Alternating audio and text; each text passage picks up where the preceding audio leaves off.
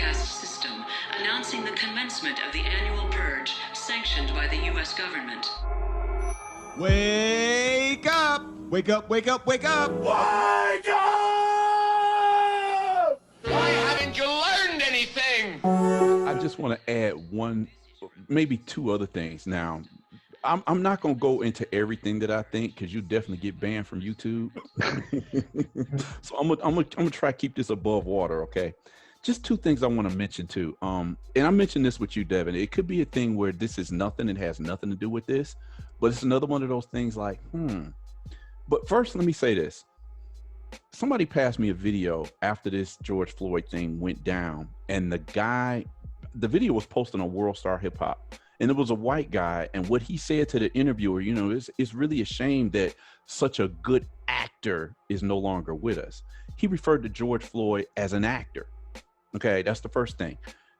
The reason why I'm saying that is when you go behind the scenes in a lot of these shootings that we've been told it was a lone gunman and all of these people, they hire crisis actors for these type of things, whether people know it or not. I can show you clips where there was a guy at the Boston bombing, which was actually, I forget, it was a drill. They called the Boston bombing a drill. The same guy that was at the Boston bombing was at the Orlando nightclub shooting. You're going to tell me that's not a coincidence, right?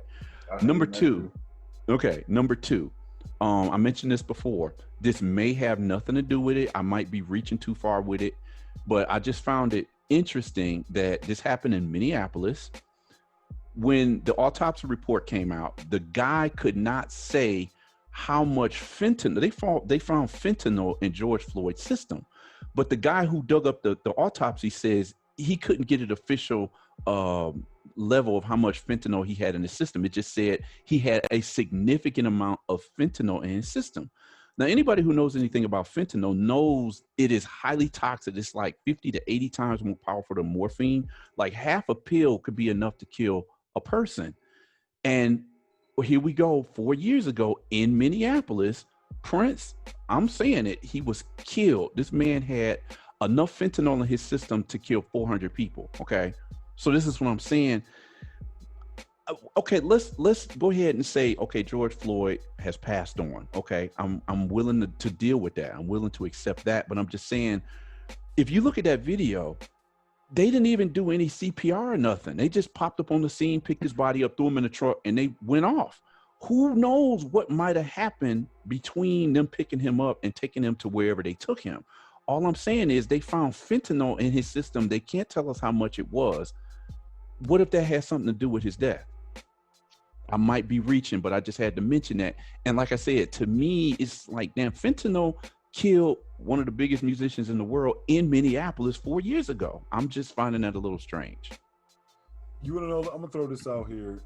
Is one of the things that I've learned, obviously, and Mark, you've definitely helped me on this one, of looking at movies, just anything we see in television, whatever.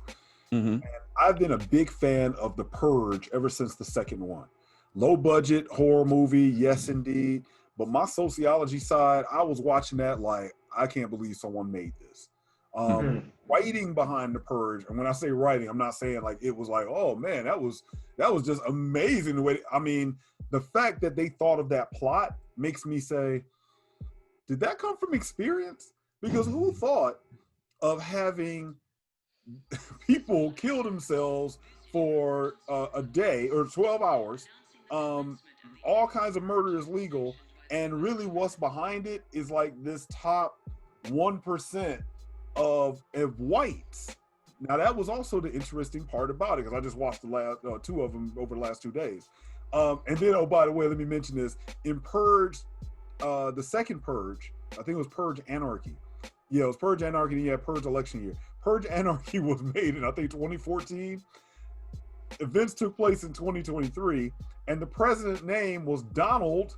It was like Donald, it was a Donald T. I can't remember what it was, but it was definitely a Donald T. was the president of the United States. So, I mean, of all names they could have chose, I just find it really interesting that that's what they picked out. And then to watch it though, and you see they threw in this element in the whole series that really you had the government is really behind everything. And the people the people were pretty much, look, we just chilling. We don't really have a desire to purge. Black folks in the last purge, which was called the first purge, they were just content with having a big house block party. But the government actually had to interfere to get people to start killing each other. When I see that in movies, and then I see that take place in real life, where, let's be honest, it didn't seem like a whole lot of people were out here, oh, folks are at home now, so let's get a lot of crime. Societies had chilled a lot. Suicides, of course, had actually started going up. Domestic violence has started going up. But overall, people were like, look, I'm stuck in the house. It's driving me crazy, but it just took one spark to get it started, and the government didn't seem to have a problem at all promoting it and keeping it going. And so when I watch something in The Purge, and I know people are like, oh, but a movie, I'm just still saying again, similar to what you said, Mark, just certain things, but man, that movie seemed to get a whole lot right, and it was made 4 or 5, 6 years ago. I used a classic one that folks use in Christianity. You know, sometimes those things have some biblical accuracy that if we say, man, I can't believe it said that in the book of Revelation, we should almost be just as astounded, like, wow, don't let me go to the secular Nostradamus. I mean, it's some strange things that just seem to happen right on the money. They're supposed to. That's how I see it. Honestly, I see it that way. So what's next? So I guess if we, from what we've seen, can we make a prediction about what might happen next? Well, with my view towards where the world is going, to me, they keep trying things to agitate people to see if people will react the way they think they will.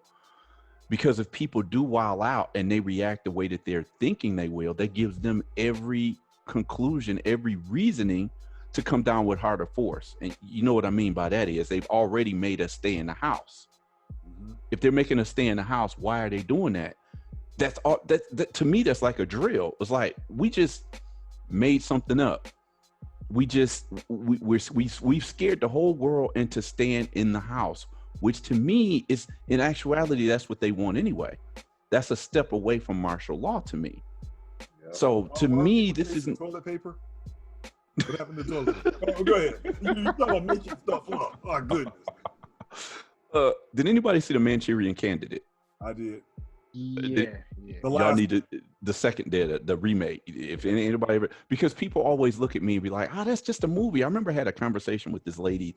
This was like 18 years ago. It was in Bahia in the Northeast here.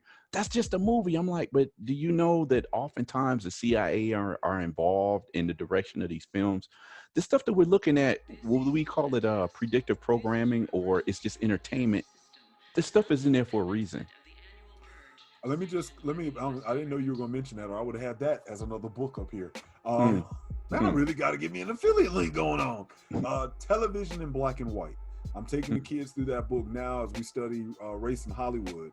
There's a book called Television in Black and White that backs up exactly what you just said, my friend. Television has been used by the government and Walt Disney, who worked right along with the government, in order to feed society certain messages. And again, this person wasn't coming from a conspiratorial point of view. What they were saying is, it's just fact. This is what we know. This is just fact. So why would we think that stopped? Simpsons is a great example of that. When I was in high school, I couldn't figure out at the time why. I think I was in 11th grade when my teacher made us read 1984, and we had to read New Brave World. You know, with my 17-year-old mind, I couldn't understand why this book is so boring. Why am I reading this book? Here it is years later. If you really want to know what's going on, those are two definite books you have to read to get an idea. It will open your mind to the point that, look, and I've said this to you before, Dev, they give us enough stuff, and it's up for you to say, is this possible or is it not? Because they're going to give you enough you can't say that they didn't tell you. Right. We've given you enough evidence. We've dropped enough clues. Of course, we're going to go on TV and deny this, but we've already put the hint of doubt in your mind. But who are you going to believe? That's what my point is. But I think what's really interesting about all of this is we're in the video age. That actually came up in the book Television in Black and White as well.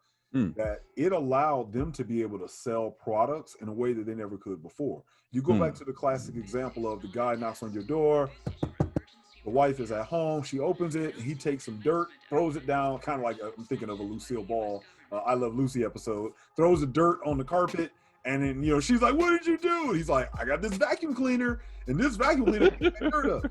And so that was a one-on-one experience, and then you would have to depend on that woman telling her neighbor, like, yeah, he did that, etc. Television allowed that kind of marketing to go on now on a mass level. And instead of you looking at your neighbor and be like, well, that worked for you, but I don't know if it'll work for me.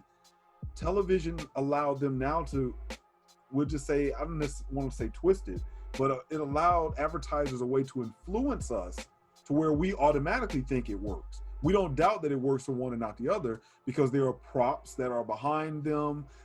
There's a stage, and the way everything is set, it's like any other infomercial. It's guaranteed to work. And so it's amazing that the more we see, the more we actually get lied to. And it seems like that's what happened over the last month.